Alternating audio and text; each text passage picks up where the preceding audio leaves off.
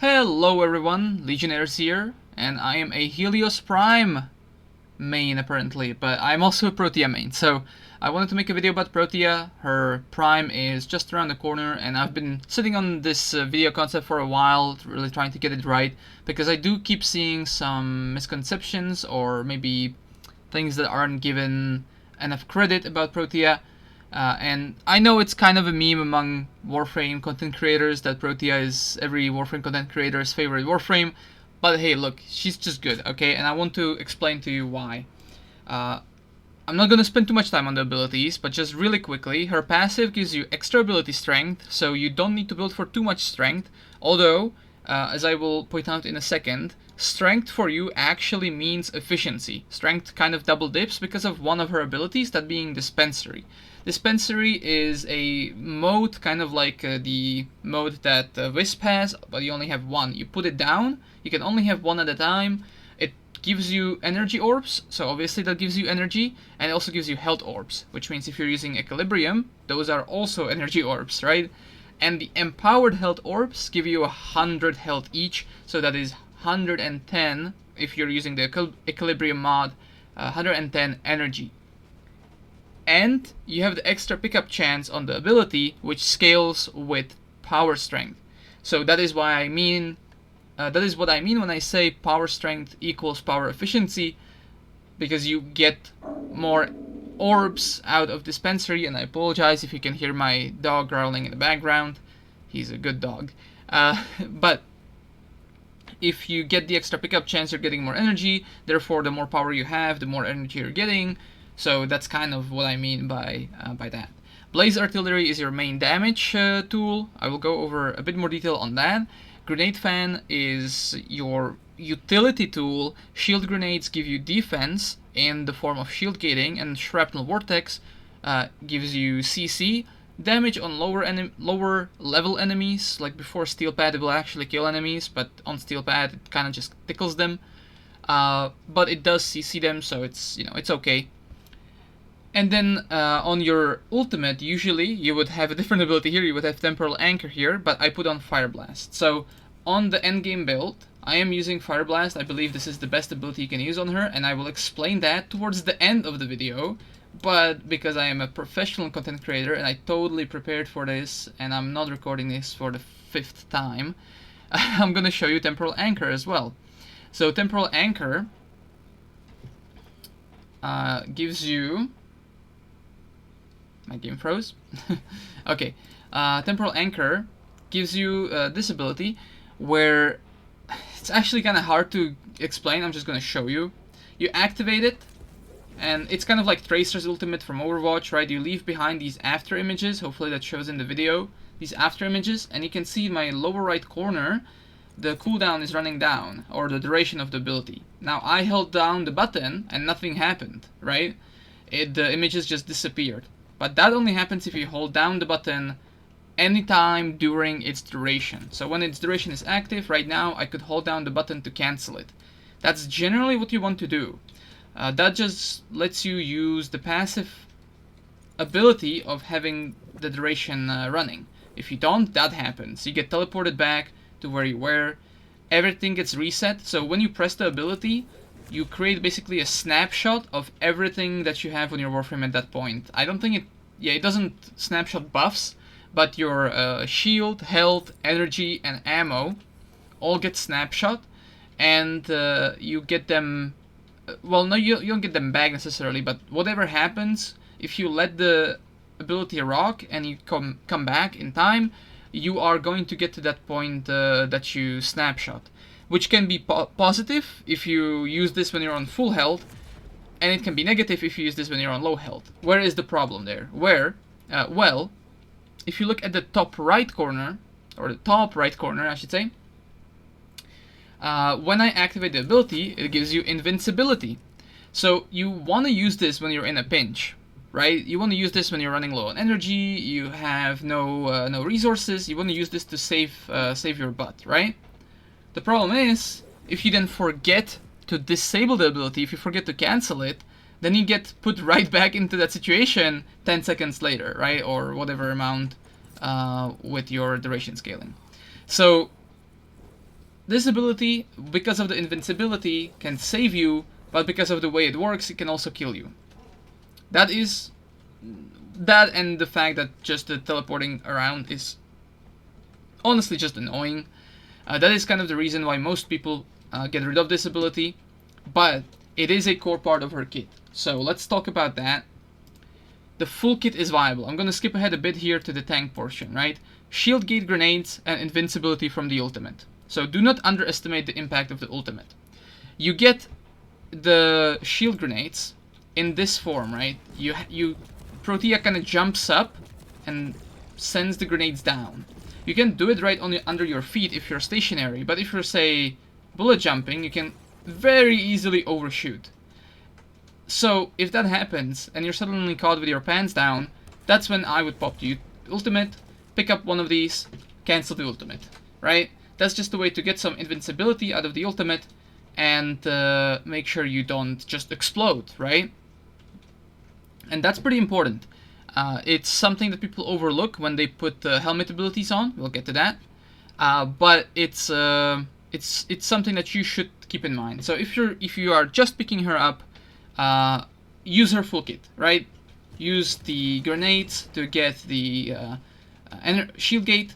Use the ultimate to get invincibility. Use the second ability to get damage to kill enemies. If you don't have weapons that can kill enemies, this can kill even super high level enemies very easily. I'll show you. These are level 155 steel pad enemies. Keep in mind this is the simulacrum. I hate when content creators showcase damage in simulacrums, because when you have the AI paused, it gives you the stealth damage bonus, even on abilities. But nonetheless, I'm just going to showcase another thing here. You can see it's scaling by 2, right? There's another thing I have here. The turrets scale per enemy hit. So on these gunners, well, the gunners are dead, but the gunners that were here, you could see that the turret was getting from 1 to, well, actually, how did it have even numbers? It should have gone through odds, right? And it went through like 2, 4, 5, 6, 7, 2, 4, 8, 10, 12, and so on and so forth, right? So it goes up in increments of 2. Don't ask me about how the math works out that it was even numbers. Maybe it only hit the first one on the first one. But that's how it works. So it's not just that you want more duration for it. Packed corridors or grouping abilities will also effectively increase your damage. It is still okay in bigger spaces though, as the turrets have 100% accuracy. They just auto-aim. You don't need to worry about that at all. So if you have a bigger area, you can definitely put down a turret and it will kill most things, but you might want to put down like 3 of them. Thankfully, with how cracked your dispensary is, you can kind of just spam them. You can just sit there and spam them, and even though they don't reach the same heights as if you grouped up the enemies, they will still kill everything. One thing, her full kit being viable is on its own true, but the ultimate also has an augment that gives you armor stripping. So when the ultimate is active and the duration is running, your second ability and the shrapnel vortex grenades get armor strip. So I'm going to swap to a recording here that I recorded earlier with a budget setup. So the budget setup I already showed, but let me just quickly show here. This is the budget setup with, you know, an imaginary continuity here. Imagine that there's also continuity in here because I have Arcane Shards on for 35 increased ability duration, so it's roughly the same as if you just had continuity on. And this is a 0 Forma setup. You don't need any Forma, don't even need Orokin Reactor for it. You do want these Arcanes, but I do have a note here about Arcane Blessing. This is an anti-toxin tool. You don't need it for content with multiple revives. You could just, you know, eat it every now and then. You know, take the bullet, bite the bullet, and just revive. But I specifically got it because I was fed up with dying to toxin procs in arbitration. So I got Arcane Blessing for that specific purpose. Mode augmented, you should just use if you have it. So let's watch this. Let's watch this footage. And This is the budget setup, because you can see I have no helmet ability on. Even at the start, I just kill everything. Basically, I did my best to not use my weapons. I did have a full weapon loadout that I just always run with. And here you can see I forgot to deactivate the ability, so it teleported me back in time. Apologies, my graphics card is dying, so the video will occasionally have hitches. I'm not up there with the content creators that can just run newest RTX card, so apologies there. But yeah, you just put down your dispensary when you have the passive ability procced. You put down your turrets, you activate your temporal anchor. Throughout the footage you'll see I go kind of back and forth between having it on 24/7, right, just 100% uptime, and then sometimes I just run without it because it's way too annoying to constantly be teleported. But then when I am overrun by enemies and there's a lot of enemies around me and I need to kill them as quickly as possible, I'll activate it for the armor strip and for the invincibility so that I don't die, right? This is not the first recording I made because of the technical issues I'm having right now with my graphics card. I have tried a few things, and I have died on different recordings. On this one, I think this one was deathless, but it is also just a 6-minute run though. But I have died before with the base setup, with the base kit. So, buyers beware. This is more so just, again, Protea Prime came out, you want to try her out, you want to have a build that works in Steel Path. This is the minimum viable setup, right? That's what I'm calling this, the minimum viable setup. Doesn't mean that I would necessarily recommend running this forever. You definitely want to improve or get something from this. You want to get an Orokin Reactor in, Archon Vitality, some helmet ability instead of her fort. But if you just want to try her out, this is the build to go for. It kills enemies pretty well. I think my KPM, this was a pretty good spawn. Like, I had good spawn points here, so the KPM here is a little inflated. I think my average was a bit lower, but here it was like 200 KPM, something like that. Kills per minute is what KPM stands for, if you're unaware. So a little bit under 200. I think it was like 170 or something. And usually it's a bit lower than that. Usually it's like 150, somewhere around that point. Depends on the spawns, of course.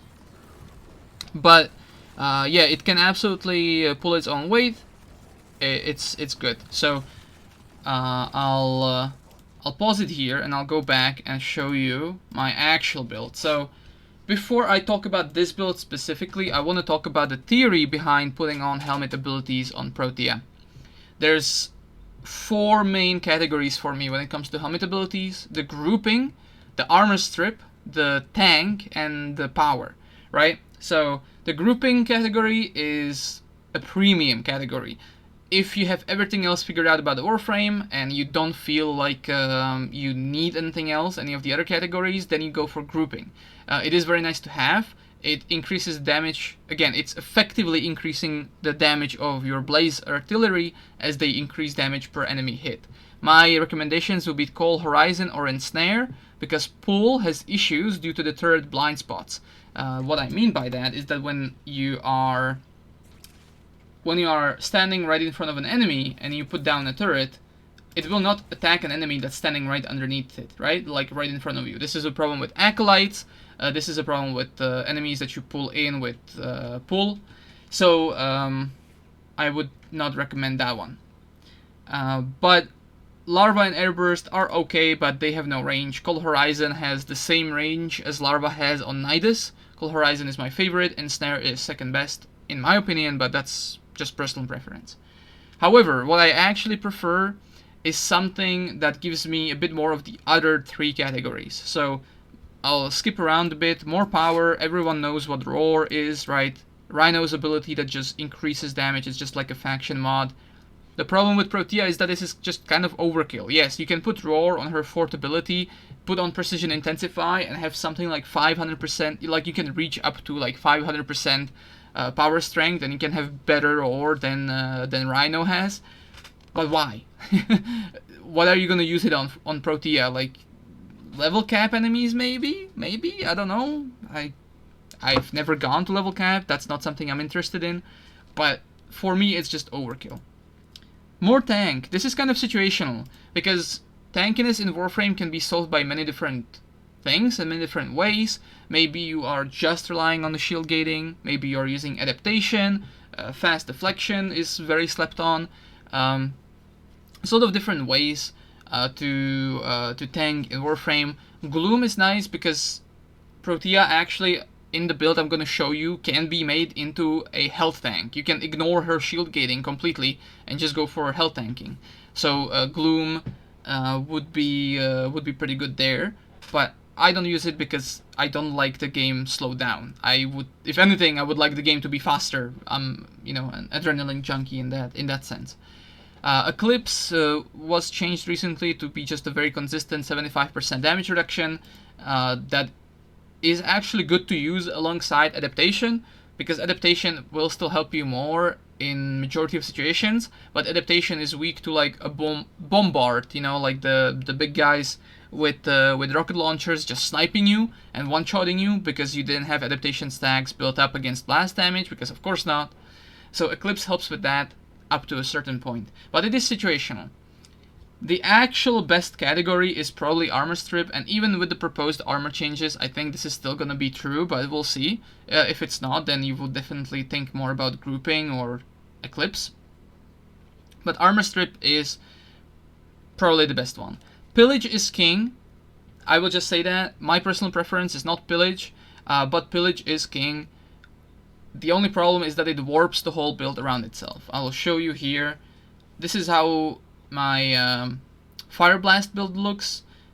This is how my Gloom build looks. This is how my grouping build looks. They are all very similar. And then you have Pillage, right? And Pillage just needs like everything. Precision Intensify, all the, you know, augmented corrosive projection, so you can't use a better aura. You're left with still like a lot of times where you are getting hit, so I also use adaptation, even though it is pretty defensive, a pretty defensive tool as well. But the upside is that when your when your passive ability is up, you can armor strip with just one cast. But Pillage is not as fast as Fire Blast, like to cast. The actual cast is slower, and the arm, like, it propagates at, well, it might propagate at the same speed as Fire Blast, maybe even a bit faster. So Pillage is probably the best option. I don't like it just because it forces me to build around Pillage. I would rather use Fire Blast. But before I get to Fire Blast, honorary mention, Terror Strike and Seeking Shurikens, they're both viable. Terrify is the only one I would not recommend, maybe with the augment, but again, you're slowing the game down. Why do that when there's other options? Fire Blast. So, after a lot of testing and a lot of, you know, back and forth on this, I think that Fire Blast is the best ability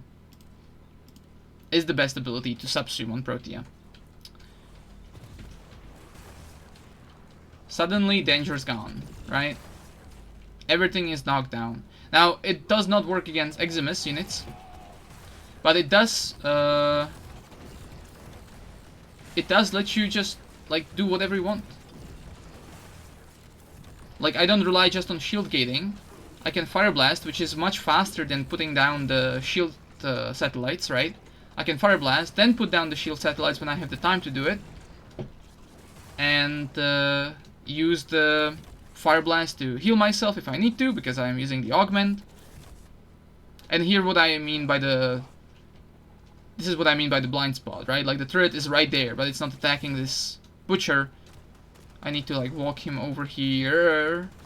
There we go. Now it's attacking him. So, that's the strength of Fire Blast. Fire Blast will solve all of your issues. You're losing the invincibility from her ultimate, but you're getting a knockdown instead. Maybe, can I get some Eximuses in here?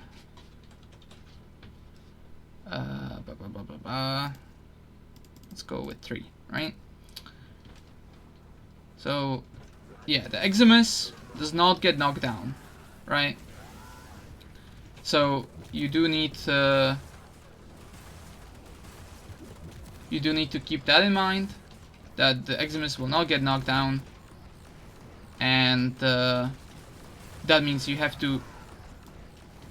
don't knock me off, no! Fuck. I hate the simulacrum. Anyhow, this is not how an actual fight would go. I have a footage of that as well, so let's just play that instead. Here's actual footage of the Fire Blast build in action. Apologies again for the footage being choppy. Dying graphics card. So, can we find a part that's actually playing? Okay, so this is the actual gameplay, right? It's very similar to the one with the full kit. It's just a bit less button heavy. Because your armor strip is your fort, you spam the fort instead of spamming the grenades. Spamming the grenades with her full kit feels a bit bad, because again, it's a long animation, and you will get tired of seeing the animation eventually. So, just not having to spam her one for the armor strip feels pretty good. Also the power strip being more potent, and having more use cases like healing you and providing you with Arcane Intensified thanks to that, which is not necessary, but it's just a bit more extra power strength, and it's kind of cool. You've probably seen those setups before. Sarin has a very popular build using like Nourish and Combat Discipline and Vault for healing. Most Warframes can run something like that. It's pretty available nowadays. So, you know, that's just a cool way to get some extra power strength that doesn't need you to use weapons, because you could also just use growing power instead.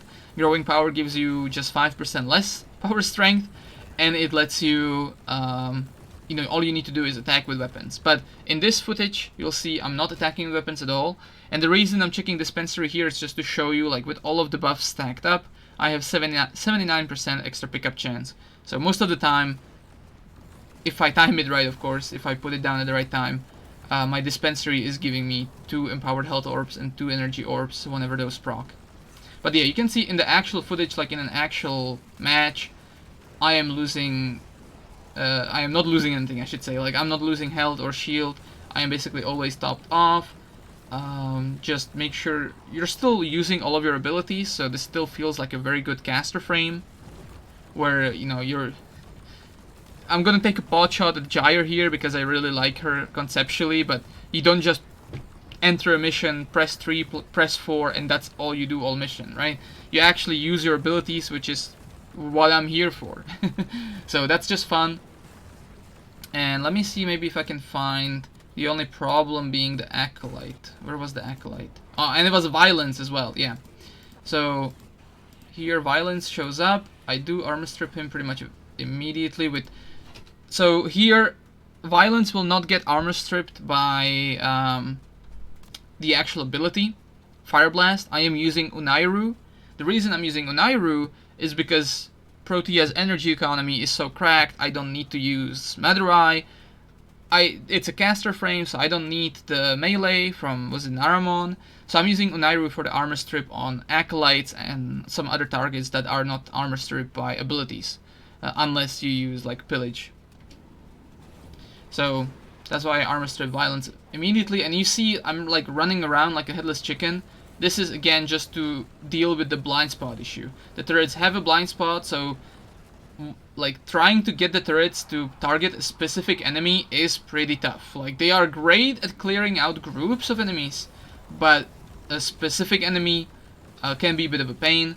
Although, as you saw right there, like, you know, it still died within a few seconds. It's not... I don't know what you want me to say. You're seeing the results, right? Like, the Acolyte still died pretty quickly. It's just that I had to run around a little bit to get the turrets to actually target it. So, that is Protea. If you are just looking to make a, you know, budget build and just try her out, this is it. Sorry, imagine continuity in here. Continuity. There you go. Budget build. You know, you don't need Arcane Blessing, Molt Augmented, use whatever rank you have. As you saw in the footage, I was killing enemies within the first few minutes just fine, you know, racking up the Molt Augmented stacks. So, there's no reason not to use it, but you also can live without it. And then once you get to a higher budget, or if you like her and you want to put in more, this is the setup that I recommend with Fire Blast, Archon Intensify, Combat Discipline, Healing Flames, Archon Vitality you're gonna always use on her, Prime Continuity if you have it, or the normal one if you don't. Equilibrium is always a must include. You have to have it. You have to use Equilibrium. Flow or Prime Flow if you have the room. Stretch. You probably do want, the base range is just 30 meters, so increasing it to 43 is pretty decent. And it also increases Fire Blast. Healing Flame. You could, if you want to use a Growing Power, you could get rid of Healing Flame and use something else. That's up to you. You do still get the actual health orbs from the dispensary.